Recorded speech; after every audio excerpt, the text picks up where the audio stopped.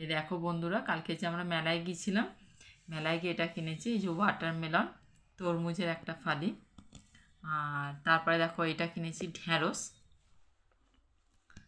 আর এটা পেঁয়াজ। একটু ঘুরিয়ে দেখা ভালো করে। মানে মাটির কিছু, দেখো নারকেল, দেখতে পাচ্ছ এগুলো কি কিসের সুন্দর, দেখো কিসের দেখতে। বেল? সব পোড়া মাটির এগুলো তৈরি। সিম, দেখো সিমটা কি সুন্দর। এটা কি বলো তো? এটা হলো সজনে ডাঁটা।